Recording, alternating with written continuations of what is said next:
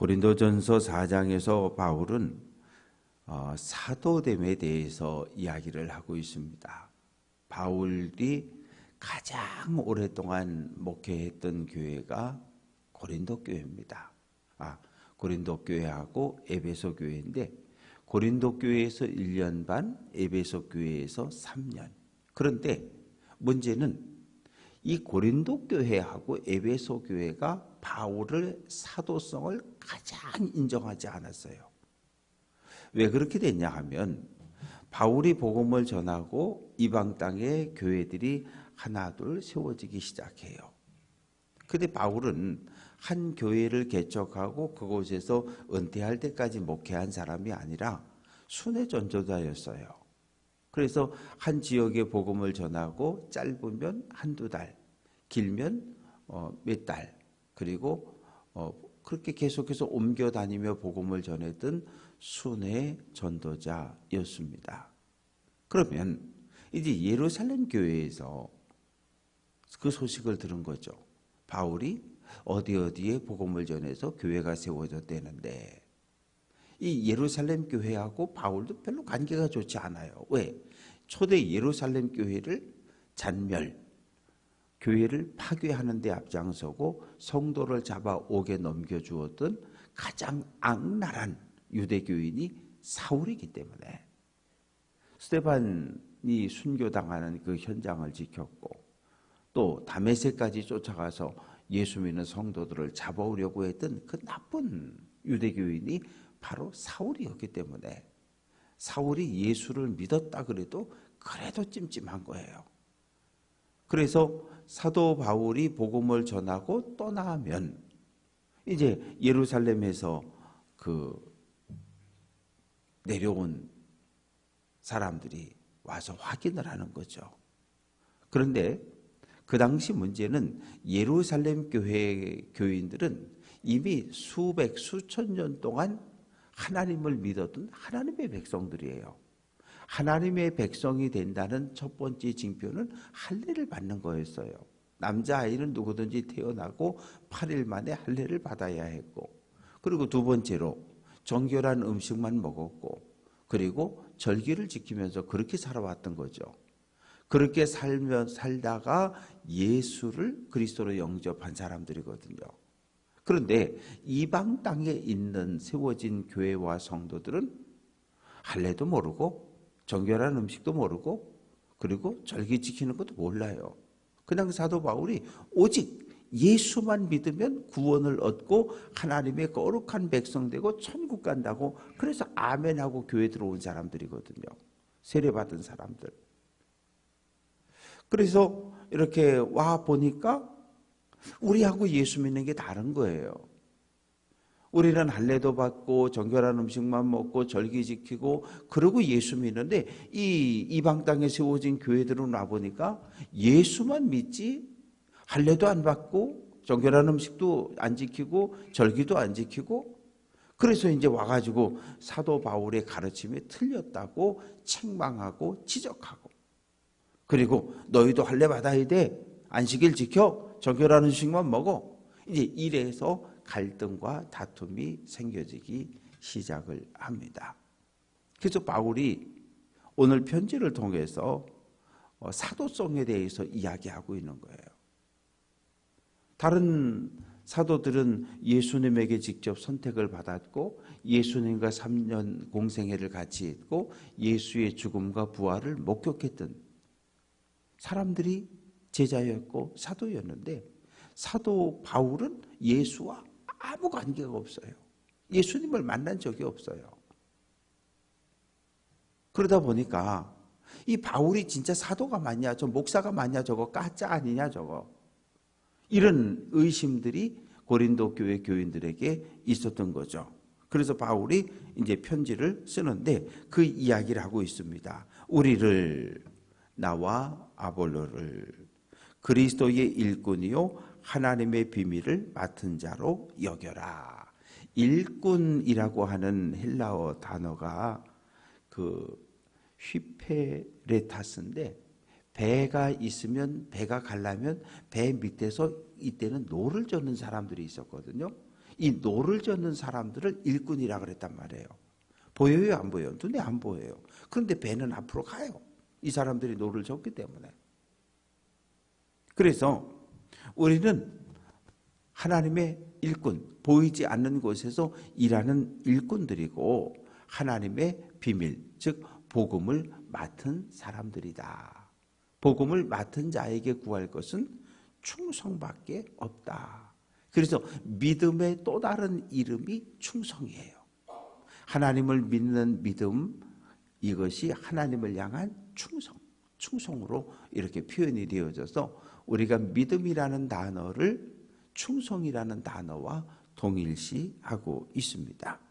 그러면서 너희에게나 고린도 교회 성도들에게나 또 다른 사람들에게 판단받는 것이 내게 매우 작은 것이다. 이 말의 의미는 나는 사람들이 나를 판단하는 것에 대해서 별로 신경 쓰지 않겠다는 거예요. 사도 바울은 사도다 아니다 암만 그래도 나는 별로 신경 쓰지 않겠다는 거예요. 그러면서 나도 나를 판단하지 않겠다. 왜냐하면 4절 말씀에 보면 4절 끝부분에 나를 심판하실 이는 주 예수님이라는 거예요.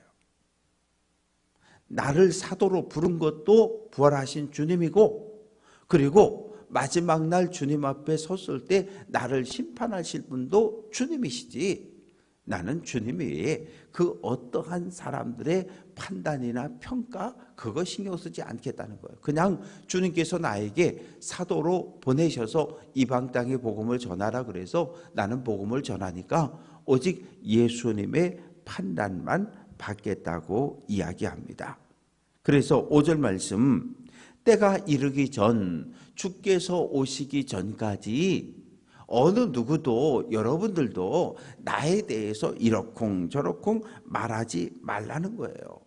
예수님이 이 땅에 오시면 감추어졌던 것들이 드러나고 어둠이 사라지고 빛이 다 드러나게 될 거니까 그때까지 이러쿵저러쿵 사도다 아니다 이런 문제 가지고 교회 안에서 다투지 말라고 이야기를 합니다. 그러면서 이제 6절에서 8절까지 말씀 속에서 고린도 교회 성도들의 잘못에 대해서 책망을 합니다. 6절 나와 아볼로를 들어서 본을 보였다. 이 말의 의미는 바울이 고린도에서 복음을 전하고 아골라 브리스길라 부부와 함께 복음을 전했고 1년 반 목회하고 에베소로 떠났고 이집트 알렉산드리아 출신의 아볼로가 와서 뒤이어서 2대 목사로 목회를 하면서 어떻게 신앙생활하고 어떻게 예수 믿어야 되는지 우리들이 삶으로 너희에게 거룩함의 본을 보여주지 않았냐. 본이라고 하는 이 단어는 따라한다, 흉내내다 그런 뜻이거든요. 그래서 사도 바울은 6절에서 뿐만 아니라 16절에서도 너희는 나를 본받는 자가 되라. 내가 예수 그리스도를 본받아 살아가고 있으니까 여러분도 나를 본받아 따라 사세요라고 이야기하고 있는 거예요. 그래서 교회 안에 위아래가 있다는 거예요. 어떤 위아래가? 거룩함의 질서가 존재하는 것이 교회예요. 교회 안에는 거룩함의 질서가 있어야 하는데 이 거룩함의 질서의 맨 꼭대기에 누가 있냐면 담임 목사가 있는 거예요. 담임 목사가, 부목사가, 장로가, 권사가 이 거룩함의 본을 보여야 되는 사람들이에요. 누구에게? 아래 밑에 있는 사람들에게, 뒤를 따라오는 사람들에게. 다른 건 필요가 없어요. 거룩한 삶을 어떻게 살아가느냐라고 하는 것을 입이 아니라 삶으로 행동으로 보여주는 사람들이 지도자라는 거죠. 그래서 바울은 그 이야기를 하고 있어요. 그래서 우리는 사도로서 복음을 전하는 일로 본을 보였으니까 너희가 제발 이러쿵저러쿵 교만한 마음을 품고서 사도다 아니다 어쩌다 저쩌다 왜? 파당을 나눠서 싸우는데 한쪽은 바울파, 한쪽은 아볼로파 이래서 싸우고 있는 거거든요. 바울과 아볼로는 싸운 적이 없는데 교인들이 교회를 갈라놓고 싸우는데 우리는 바울, 우리는 아볼로 이러고 싸우는 거거든요. 그러지 말라는 거예요. 그래서 그런 사람들, 갈등을 조장하는 사람들을 교만한 마음을 가졌다는 거예요. 교만한 마음이라는 건 뭐예요? 헤이, 내가 너보단 위야. 이런 마음이거든요. 교만이라고 하는 것은 다른 사람 머리 위에 내가 올라서려고 하는 것. 이걸 교만이라고 이야기해요. 그러면서 7절 말씀 보면 너를 남달리 구별하였느냐? 내가 있는 것 중에 받지 아니한 것이 무엇이냐? 누가 너에게 목회자를, 다른 성도들을 판단하고 정죄할 권한을 누가 너에게 줬느냐는 거예요. 아무도 주지 않았다는 거예요. 하나님은 그런 권한을 여러분에게 준 적이 없다는 거예요. 그리고 두 번째는 내가 있는 것 중에 받지 아니한 것이 무엇이냐? 내가 받아 가지고 있는 것, 모든 은사, 모든 능력, 이 모든 것이 하나님께로부터 주어진 은혜요 선물이 아니냐. 원래 내 것이 아니라 하나님께 주어진 선물인데 뭘 그걸 가지고 마치 내가 이러쿵저러쿵 은사를 가진 것처럼 자랑하느냐. 그러지 말라는 거예요. 그러지 말라는 거예요. 그러면서 이야기를 시작을 합니다. 9절부터 13절까지 말씀 속에서 사도들이 당한, 자기 자신이 당한 과거를 이야기하기 시작하는 거예요. 간증을 이야기하기 시작하는 거예요. 내가 생각하건대 하나님이 사도인 우리를 죽이기로 작정된 자같이 끄트머리에 두셨다. 이 말의 의미는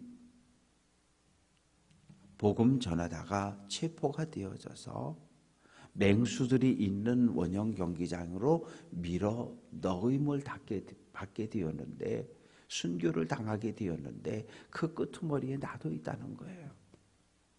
내가 원한 건 아닌데 복음 전한다는 단 한 가지 이유로 체포당해서 지금 죽음의 위기에 내가 처해 있다고 이야기합니다.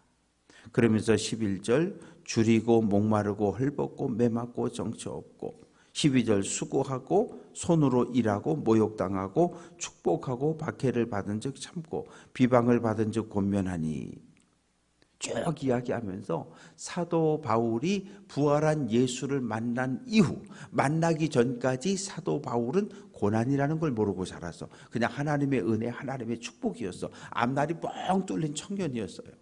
그런데 부활한 예수를 만난 그 이후부터 매를 맞고 두아디라 가서 복음 전했는데 복음 전한다는 이유로 끌려 돌멩이 맞아서 피 흘리고 쓰러졌는데 이제 죽었네, 갖다 버렸는데 정신 차려서 또 복음 전한다고 또 들어갔던 자기 이야기를 하는 거예요. 수많은 고난과 고통 속에서 복음 전하는 일을 포기하지 않았던 자기 자신의 삶을 이야기합니다. 그러면서 이제 14절부터 마지막 절까지 말씀 속에서 고린도 교회 성도들을 향해서 이야기합니다. 여러분, 나는 당신들을 자녀로 생각하고 있습니다. 이 15절 말씀 보면 그리스도 안에서 1만 스승이 있으되 아버지는 많지 않다는 거예요. 여러분들에게 복음을 가르쳐주는 많은 선생님들이 있을 테지만 여러분에게 아버지는 오직 한 사람밖에 없다는 거예요. 그게 나라는 거예요.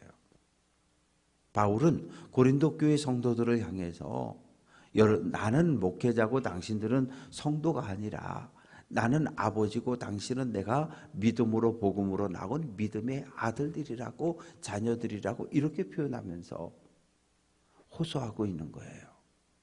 더 이상 나를 사도로 인정하지 않겠다 한다 그러면서 다투지 말라고. 그러면서 17절에서 내가 디모데를 여러분에게 보냅니다. 디모데를 보내서 내가 가르친 복음을 생각나게 하고 올바른 믿음의 길을 걸어갈 수 있도록 계속 가르치고 할 테니까 내가 보낸 디모데를 좀 잘 받아 주었으면 좋겠다. 그렇게 이야기를 했는데 문제는 뭐냐 하면 18절 말씀 보면 어떤 이들은 고린도 교회 성도들 가운데 어떤 사람은 내가 바울이 고린도 교회에 오지 않고 디모데를 보낸 것 가지고 스스로 교만하여졌다. 이게 뭐냐 하면 야 바울이 뭔가 마음에 찔리는 게 있어서 못 오는 거야. 자기가 못 오니까 디모데를 보낸 거야. 바울은 사도가 아니야. 만약 바울이 떳떳하다면 바울이 직접 올 텐데 직접 안 오잖아. 그냥 편지나 써서 보내고 디모데나 보내고 그러면서 바울을 공격하는 사람들이 생겨났어요. 그래서 바울은 19절에서 주께서 허락하시면 내가 너희에게 속히 가겠다는 거예요. 그런데 가려고 하는데 하나님께서 가는 것을 원하지 않으셨다는 거예요. 그래서 내가 만약에 고린도 교회에 가게 되면 갈등과 혼란과 분파를 조장해서 고린도 교회를 쪼개는 사람들에게 내가 질문을 하겠다는 거예요. 내가 확인을 하겠다는 거예요. 그건 뭐냐 하면 말이 아니라 오직 그 능력을 알아보겠다. 정말 하나님의 은혜가 임해서 성령의 능력을 가지고 살아가는 성령의 사람들, 신령한 사람들인지 아닌지를 내가 확인해 보겠다는 거예요. 그러니까 어떻게 보면 이 말씀을, 이 이야기를 편지에 썼을 때 이 편지를 읽고 고린도 교회 성도들 가운데 어떤 사람들은 마음이 뜨끔했어요. 왜? 바울은 사도가 아니야. 사도성을 거부하고 그리고 바울파 아볼로파 쪽에서 교회를 갈등을 일으켰던 그 사람들은 와 바울 사도가 화가 났네. 큰일 났다. 뜨끔할 수가 있지요. 그러면서 21절에서 마지막 이야기를 합니다. 너희가 무엇을 원하느냐. 내가 고린도 교회를 갈 때 몽둥이 들고 가서 갈등과 분파를 조장하고 교회를 갈라놓은 사람들을 두들겨 패는 것을 원하느냐? 너희들 막기 원하느냐? 아니면 내가 온유와 사랑으로 나아가기를 원하느냐? 너희들이 잘못을 회개하고 서로 화해하고 아름다운 사랑의 공동체를 회복하기만 한다면 내가 몽둥이가 아니라 사랑과 온유한 마음을 품고 너희를 방문할 테니까 어떻게 하라는 거예요? 싸우지 말라는 거예요. 갈등하지 말라는 거예요. 서로가 서로를 용납하고 사랑하는 아름다운 공동체를 회복할 것을 간곡히 원하는 사도 바울의 마음이 담겨 있습니다. 말씀을 정리해 봅니다.